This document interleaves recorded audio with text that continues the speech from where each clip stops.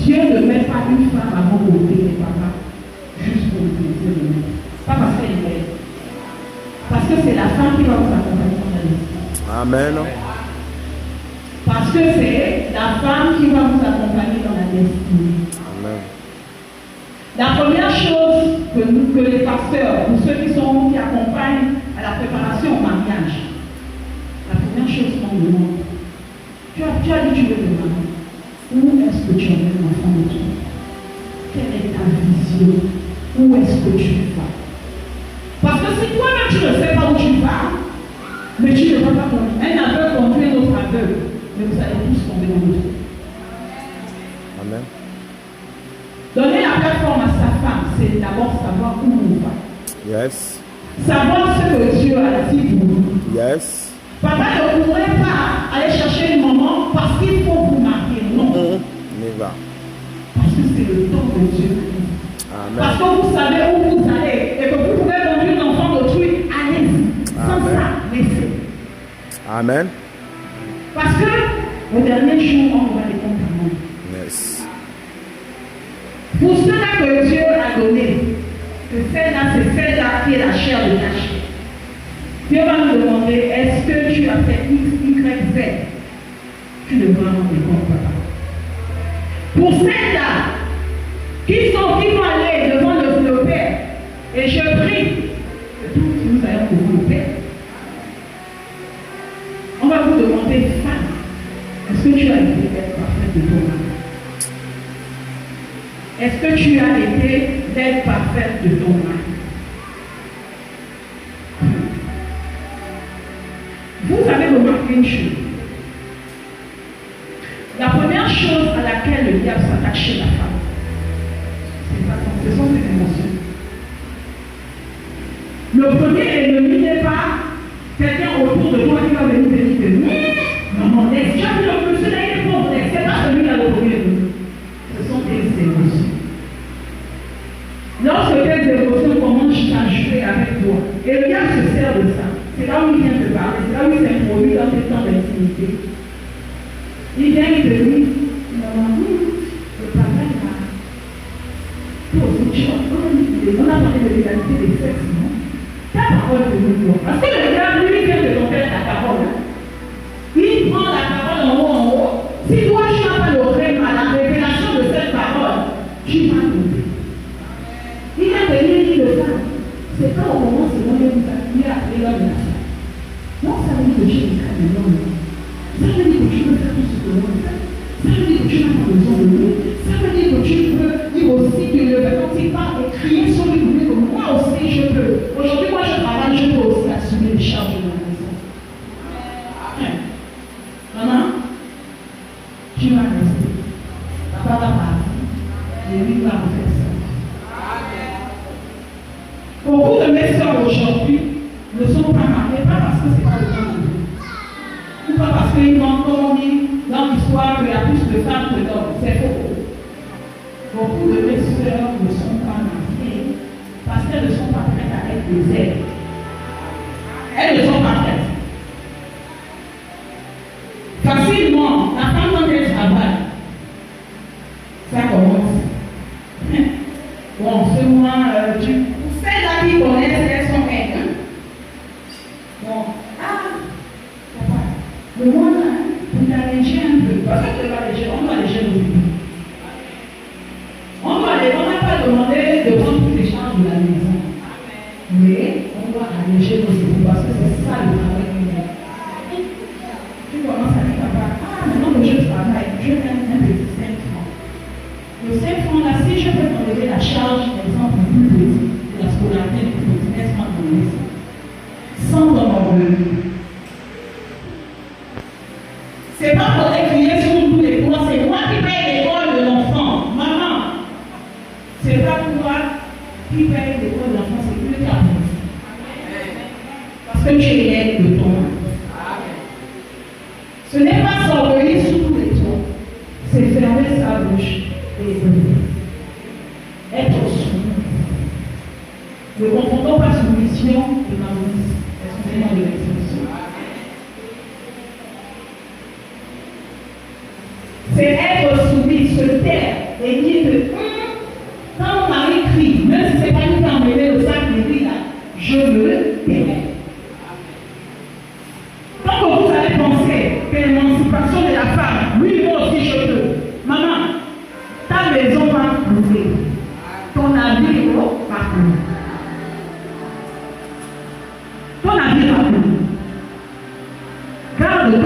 de femme. Garde ta place de femme en exerçant avec les dons que Dieu t'a donnés en tant que femme. Et tu seras béni. Ta maison sera bénie. Nous avons une vie dans Proverbe. Lorsque une femme rentre dans une maison où il y avait le chaos, on commence à voir la chose. Pas la femme bagarreuse, pas la femme palabreuse, la femme sage, la femme sensible. La femme sensible. Il y a quelque chose qui me fait réfléchir. Femme. Pour être l'aide financière de ton époux, tu n'as pas besoin d'être au bureau. Amen. Pour être l'aide financière de ton époux, tu n'as pas besoin d'être au bureau. Le bureau, si vient te bénir, amen.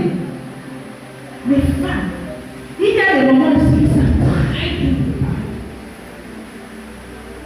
Mais c'est un don que Dieu te donne. Prends ce don, prépare, mets-le devant ta porte, commence à vendre. Le sang, même si c'est mouillé des yeux, que tu commences à vendre, tiens, parfois ce sont dans des petites choses. Nous tous, nous pouvons, les mamans, elles connaissent pourquoi je parle, nous pouvons écraser le piment. Mais il y a des moments quand elles font le piment, tu peux manger le piment même seulement avec l'accompagnement, sans le poisson, sans la viande, sans les graines. Maman, prends tes œufs, oui, prends ton piment, mets devant ta maison. 100 francs, 150, 100 francs, 100 francs, 100 francs. 100 francs là. Quand papa commence à réfléchir parce qu'il a des créanciers dehors, tu prends les 100 francs, tu commences à acheter le pain aux enfants. Tu prends le 100 francs, tu commences à payer le taxi des enfants.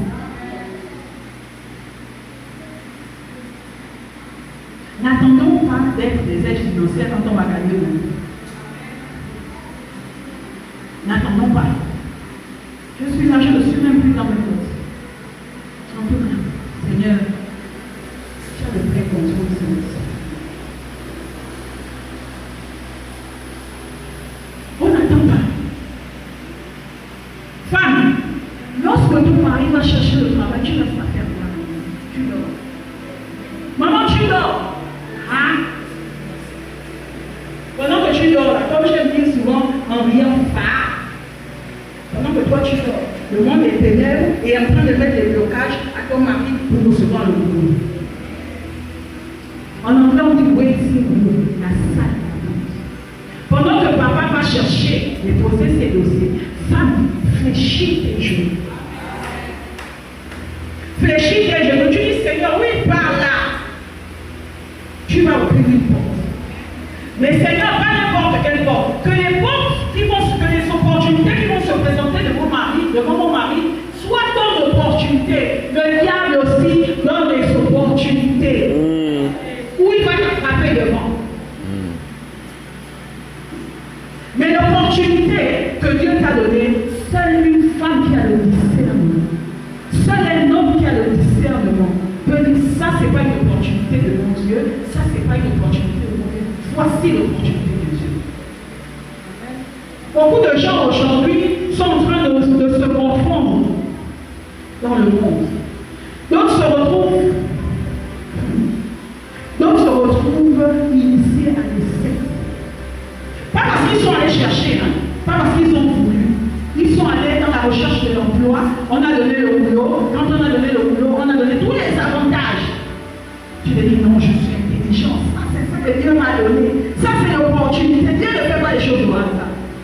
On commence à dire, mon frère, on a un repas de frère, tu parles, tu manges. Mon frère, on a une petite réunion là de fraternité. Ah, c'est la fraternité, non? Ah, la fraternité, c'est bien que tu parles. Donc, parfois, on te donne des substances qui te fait dire des choses que normalement tu ne devrais pas dire.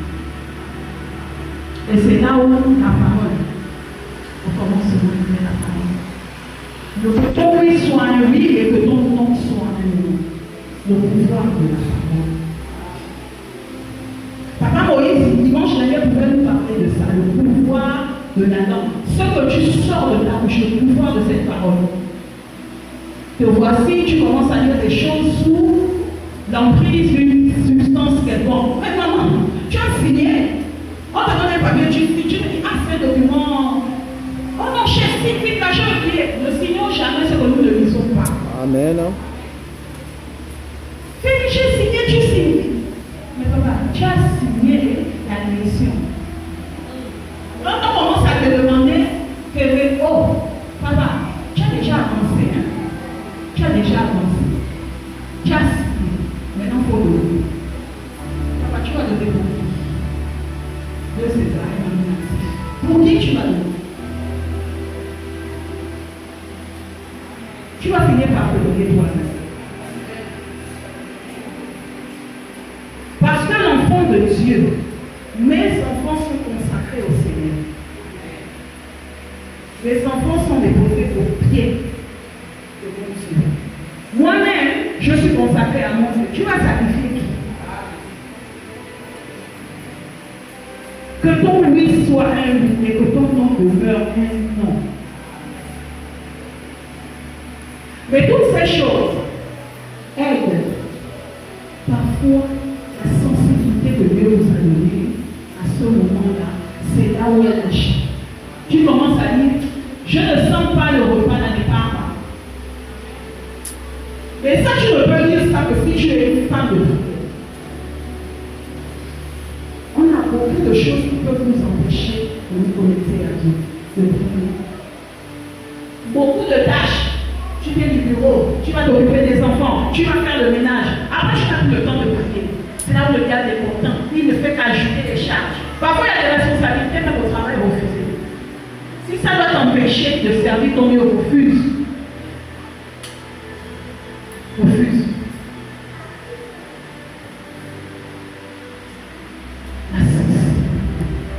Pensez-vous que c'est de manière anodine que Dieu a donné le pouvoir à la femme d'enfanter? Pensez-vous que c'est parce que Dieu s'ennuyait qu'il a donné le pouvoir à la femme d'enfanter?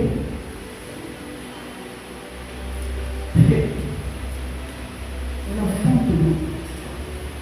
Ce n'est pas seulement enfanter les enfants, c'est enfanter des projets, c'est enfanter des solutions, c'est enfanter des moyens, c'est enfanter des conseils, c'est enfanter, c'est enfanter, c'est enfanter. Dieu ne fait rien au hasard. Dieu ne fait rien au hasard. Enfanter. La femme, lorsqu'elle porte son enfant, il y a un lien secret. Il y a un amour incommensurable qui se crée. Elle n'a pas encore vu l'enfant, mais elle aime déjà cet enfant plus qu'elle l'aime.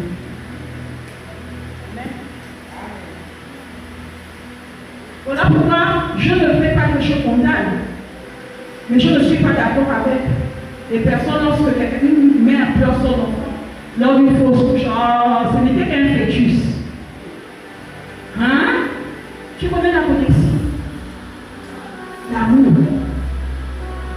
L'amour de la femme pour cette personne. Mais il n'y a rien de hasard. L'amour de la femme pour son enfant qui est encore dans le monde. C'est quoi le contexte? Quel est le plus précieux des commandements de Dieu?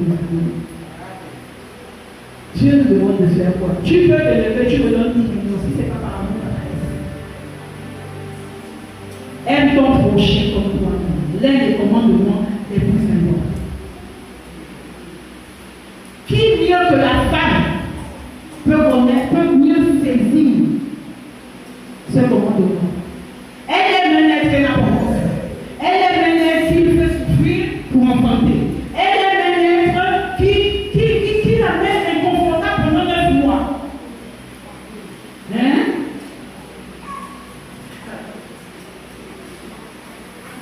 Ça. Il y a tellement à dire. La femme, Dieu va encore beaucoup de choses. Il te donne la sagesse. Il te donne la sensibilité.